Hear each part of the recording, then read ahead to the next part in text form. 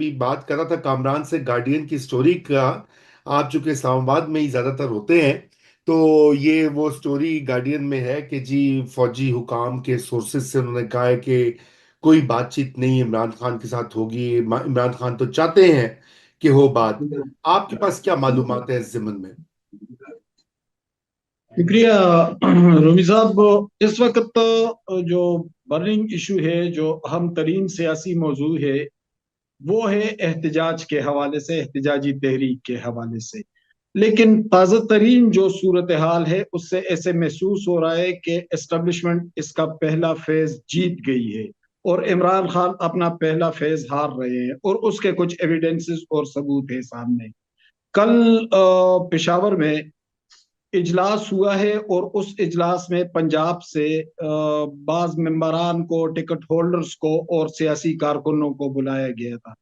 میرے معلومات کے مطابق تقریباً 600 سے زائد لوگوں کو بلایا گیا، لیکن ٹوٹل جو لوگ آئے تھے ان کی تعداد 300 تھی. یعنی تمام لوگوں نے اس دعوت کو قبول بھی نہیں کیا. دوسری بات یہ کہ وہاں پر پشاور میں بشرا بی بی وہاں پر بیٹھی ہوئی ہے، اور بنیادی طور پر وہ ایک طرح سے خیبر پختونخوا کی چیف منسٹر کا رول بھی ادا کر رہی ہے، اور ایک طرح سے اس احتجاج کو لیڈ بھی کر رہی ہے. لیکن یہ دونوں ان افیشیل ہیں، یہ دونوں چیزیں ابھی منظر عام پر تو نہیں آئی، لیکن جو جو جسٹر ہم ریڈ کر رہے ہیں، جو حالات کو ہم دیکھ رہے ہیں، تو اس سے یہ اندازہ ہو رہا ہے. کل جب وہاں پر اجلاس ہوا ہے تو انہوں نے تمام ایم پی ایز اور ایم این ایس سے کہا ہے کہ ایم پی ایز 5,000 لوگ لائیں گے اور ایم این ایس 10,000 لوگ لائیں گے.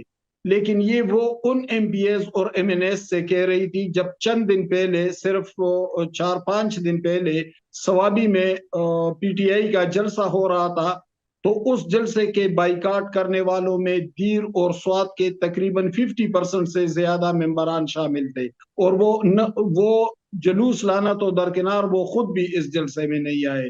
اور چند کلومیٹر کے فاصلے پر مردان ہے، اور وہاں پر عمران خان کے پرانے اور قریبی رفیق کار جو وہاں سے قومی اسمبلی کے ممبر بھی ہیں، عاطف خان نے بھی اس جلسے کا بائیکاٹ کیا.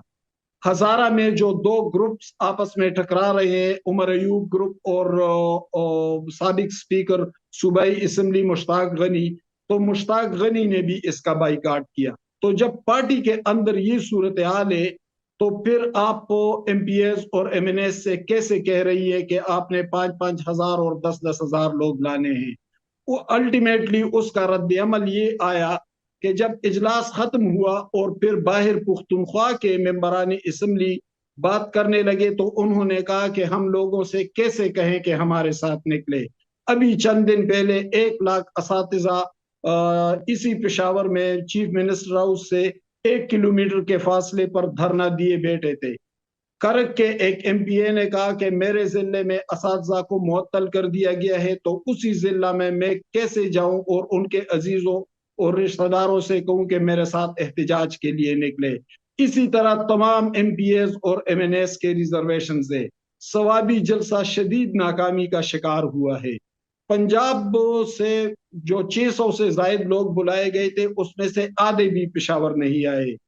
لگتا ایسے ہے کہ اس وقت فوکس اس پر ہے کہ پختونخوا سے بے شک جتنے بھی لوگ لے 10,000 ہو، 50,000 ہو، 2 لاکھ ہو، جتنے بھی ہو، اسٹیبلشمنٹ کو اس کی کوئی پریشانی نہیں ہے، بلکہ ان کا فوکس پنجاب پر ہے کہ اگر پنجاب نہ نکلا تو اس کا مطلب یہ ہوگا کہ نہ صرف احتجاج ناکام ہو گیا، بلکہ عمران خان کی جماعت کی مقبولیت پر بھی بہت گہرا اثر پڑا ہے.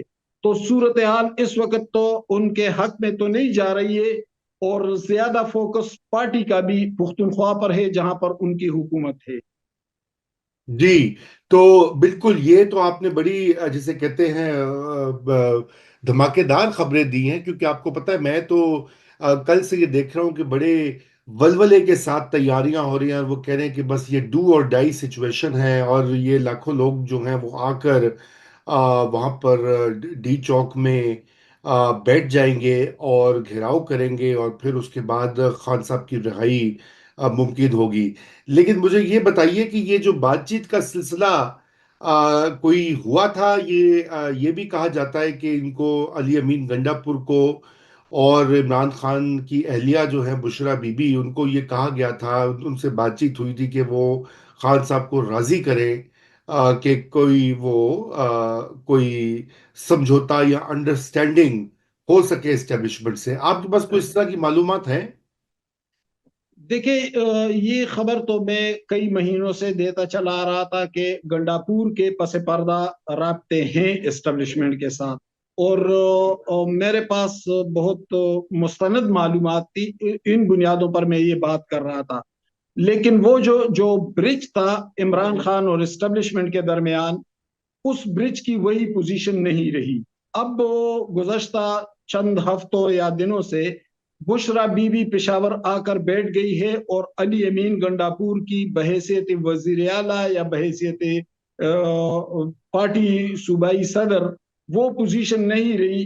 تو اس سے تو ایک تاثر یہ جاتا ہے کہ علی امین گنڈاپور بھی اب اسٹیبلشمنٹ کے لیے کوئی اتنے اہم نہیں رہے، کیونکہ سارا اختیار بشرا بی بی نے اپنے ہاتھ میں لیا ہے۔ تو کیا اس کا مطلب یہ لیا جائے کہ علی امین گنڈاپور کے رابطوں پر اعتماد نہیں تھا بنی گالا اور اڈیالہ کو، اسے ریپلیس کیا جا رہا ہے؟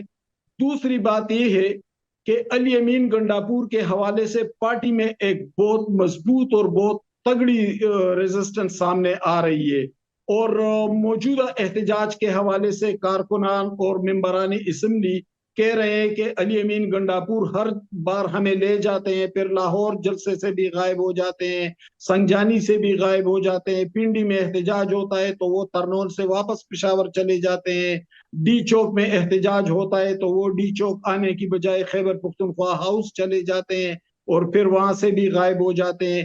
تو ایک تو علی امین کی پوزیشن بہت کمزور پڑ گئی ہے۔ دوسری بات یہ ہے کہ وہاں پر اس وقت بشرا بی بی موجود ہے، لیکن ابھی تک کوئی ایسے ایویڈنسز، کوئی ایسے ثبوت سامنے نہیں آئے کہ اسٹیبلشمنٹ بشرا بی بی کے ساتھ بات کر رہی ہے۔